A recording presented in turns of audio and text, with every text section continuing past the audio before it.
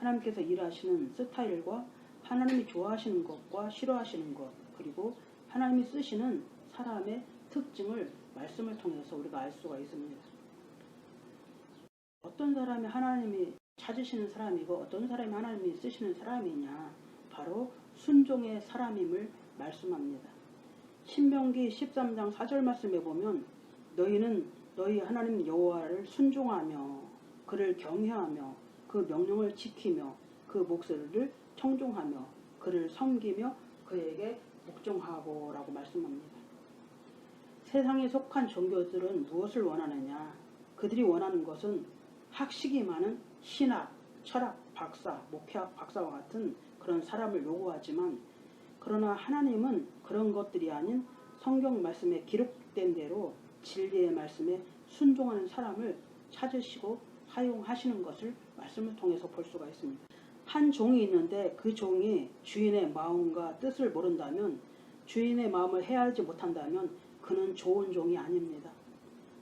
아마도 그저 며칠 쓰려고 돈을 주고 사서 쓰는 품꾼에 불과한 종밖에 되지 않는 것입니다. 정말로 주인이 원하는 종은, 주인을 섬기는 종은 주인만 바라보고 주인의 말에 귀 기울이고 주인의 뜻을 알고 주인이 하라는 대로 순종하면서 주인이 무엇을 원하는지 그 마음을 헤아리고 주인이 무엇을 원하기 전에 그것들을 알아서 하는 그런 자가 바로 좋은 종입니다. 사무엘상 15장 22절 말씀에 보면 사무엘이 가로되 여호와께서 번제와 다른 제사를 그 목소리 순종하는 것을 좋아하신 것 같이 좋아하시겠나이까? 라고 말씀하고 있습니다. 이 말씀 무슨 말이에요? 사울 왕에게 사무엘이 이야기한 것입니다. 나에게 아무리 좋은 재능의 달란트가 있어도 진리의 말씀에 나를 굴복시키지 않고 하나님의 말씀에 순종하지 않으면 좋은 종이 아닌 것입니다. 예수님은 순종의 본을 몸소 우리에게 보여주셨습니다. 예수님은 하나님의 명령과 요구 앞에서 겸손한 마음으로 순종의 삶을 사셨습니다. 예수님은 십자가에 못 박혀 죽으셔야 하는 그 순간에도 무엇을 원하셨느냐? 오직 하나님의 뜻에 순종하셨고 하나님의 뜻을 이루셨습니다.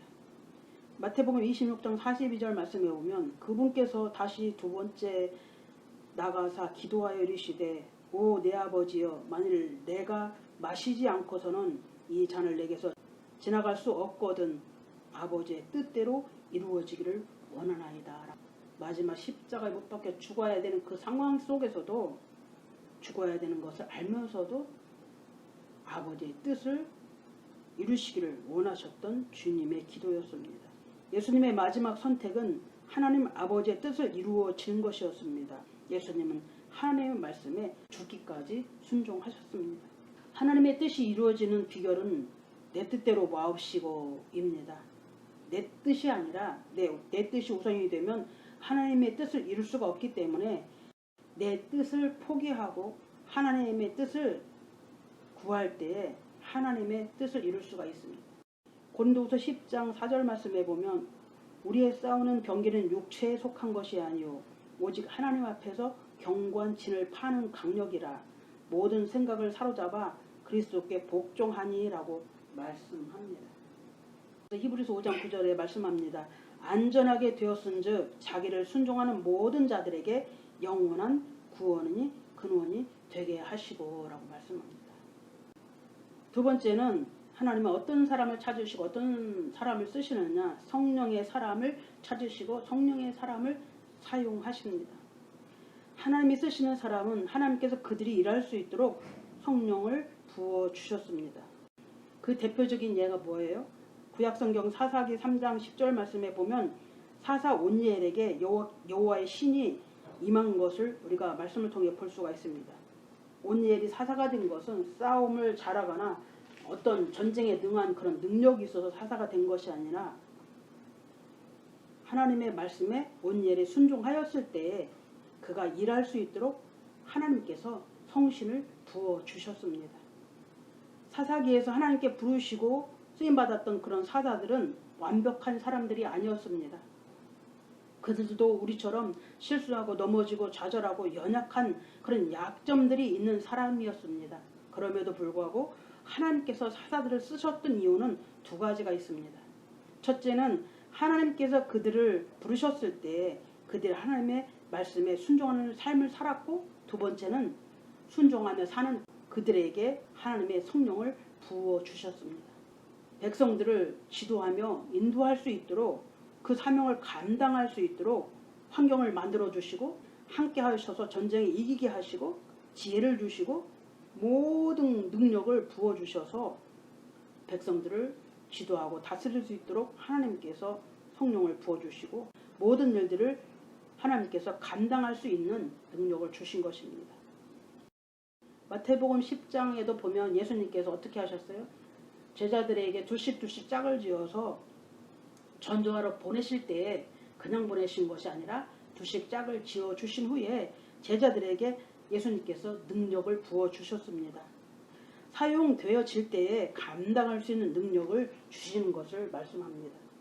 성령 충만하면 하나님께서 지혜를 주시고 하나님의 말씀을 깨닫게 하십니다. 감당할 수 있는 능력을 주십니다. 알게 하십니다. 길을 열어주십니다. 보이게 하십니다. 분별하게 하십니다. 요한복음 16장 13절 말씀에 보면 예수님께서 말씀하시기를 진리의 성령이 오시면 그가 너희를 모든 진리 가운데로 인도하시리니 그가 자유로 말하지 않고 오직 듣는 것을 말하시며 장래의 일을 너에게 알리시리라 라고 말씀합니다. 세 번째는 희생의 사람을 찾으시고 희생의 사람을 사용하십니다. 성경을 보면 믿음을 지키며 자기를 버리고 희생하며 하나님의 뜻을 이룬 사람들이 많이 나옵니다. 사무엘하 4장에 보면 왕이 아리우나에게 이르되 그렇지 아니하다. 내가 값을 주고 내게서 살이라. 값 없이는 내 하나님 여호와께 번제를 드리지 아니하리라. 다윗의 이야기입니다. 다윗이 하나님의 말씀을 어기고 인구조사를 해버렸습니다. 그래서 하나님의 진노로 말미암아 온 백성이 고통받고 있었고 7만 명의 백성들이 전염병으로 죽었습니다. 그때 다윗은 하나님께 용서를 빌었고 가선지자의 이야기를 듣고 바로 아리우나로 찾아가서 아리우나에게 자초지정을 이야기하고 여차저차 해서 내가 이 타작마당이 필요하니 여기에서 내가 하나님 앞에 번제를 드려야겠다라고 이야기합니다. 그 자초지정을 들은 아리우나는 그 말을 듣고 너무 감격하여서 땅이며 모든 제사에 필요한 모든 것들을 제가 드릴 테니까 왕은 여기에서 하나님 앞에 제사를 드리라고 이렇게 이야기를 합니다. 그런데 다윗이 거절합니다. 왜 거절했느냐? 아까 이야기한 사무엘하 24장입니다. 내가 값을 주고 내게서 살이라. 값 없이는 내가 하나님 여호와께 번제를 드리지 아니하리라. 자기 희생의 제물을 드리지 않는다면 하나님께서 연락하시지 않는다는 것을 다윗은 알았기 때문에 자기가 타작마당을 값을 지불하고 하나님 앞에 단을 쌓기를 원했던 것입니다. 여기서 영적으로 주는 중요한 교훈이 있습니다. 하나님 앞에 들려지는 예배, 하나님 앞에 올려지는 모든 삶의 예배, 제사, 제물, 모든 것들이 그냥 올라가는 것이 아니라 대가를 치르고 그러고 하나님 앞에 연락되어진다는 사실입니다. 그 대표적인 예가 뭐예요? 예수님입니다. 예수님 우리의 죄값을 대가를 치르고 예수님 십자가 죽음을 통하여 우리 온 인류가 영원한 지옥에서 영생의 길을 얻었습니다. 그분의 희생으로 말미암아 우리가 하나님 앞에 예배를 드리는 예배자가 된다. 그냥 거저 드려지는 예배자가 아니라는 것입니다. 그 대가가 있다는 것입니다. 그 값을 치른다는 것입니다. 주님께서 값을 치르고 우리를 사셨기 때문에 우리 또한 그 대가를 지불해야 되는 것입니다. 우리가 대가를 치는 것입니다. 그것이 바로 고난입니다.